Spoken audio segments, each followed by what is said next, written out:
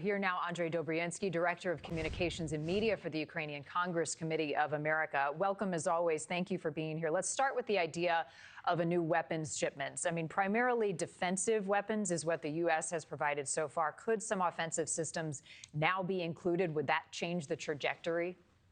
A lot of the things that are being discussed are all weapon systems that we've seen before on the table. Notably, President Biden sent about 11 of these ATACMS systems that were very well used, but not enough. The big thing here is that Donald Trump walks into a room and he is not going to be confined by your conversation in terms of how he wants to negotiate with you. You might come in with an idea and he'll bring up tariffs. You might come in talking about tariffs. He'll talk about being able to have a deportation regime with you. This is what has frustrated Donald Trump. He has given a lot of slack to President Putin. 4 phone calls that has disappointed President Trump.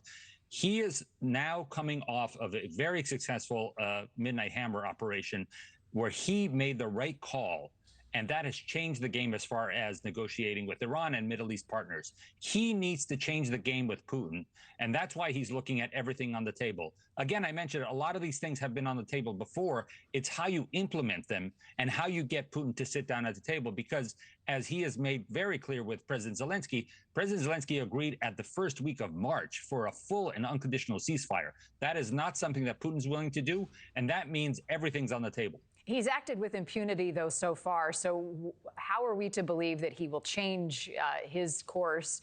And in addition to that, we're hearing about the threats of these massive sanctions. Will that do anything? It's called a full court press. So it's not just one individual weapon system. It's not just one individual sanction. It's not making sure that other countries are building up their military alone. We want all of this at the same time. So if first and foremost about the weapons, we are going to provide things for Ukraine, but notably, as President Trump has made clear in the last 24 hours, this is going to be paid for with European dollars. He might even announce today that he's going to be seizing money that is frozen in bank accounts that Russia has had in the West, and those monies are going to pay for weapons. So this is an America First version of what Biden did before. He's taking it into his own hands and changing it.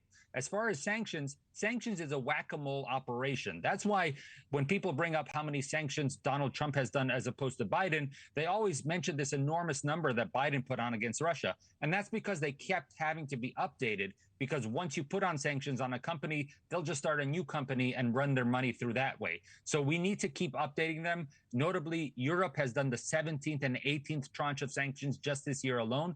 And America is behind on that. That's why I believe that this Senate bill will be passed by the 25th of this month. And then further on, we want to see Europe building up their armaments right on Russia's border, because so far Russia has contained the battlefield just to Ukraine.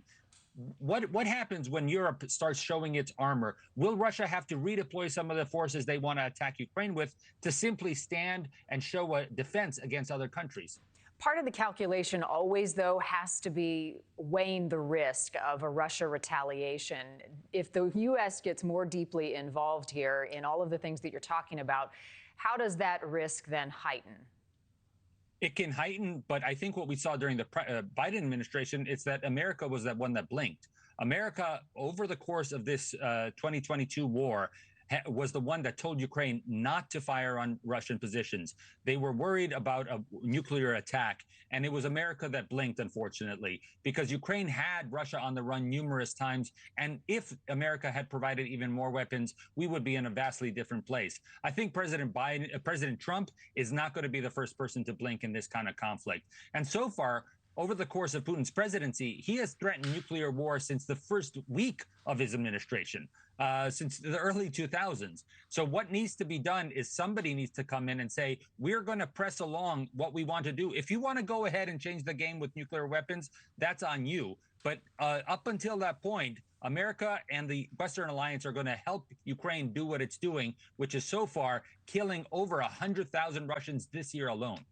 Thank you for watching. Subscribe below and download our NewsNation app right now on your phone, and you will get fact-based, unbiased news for all Americans.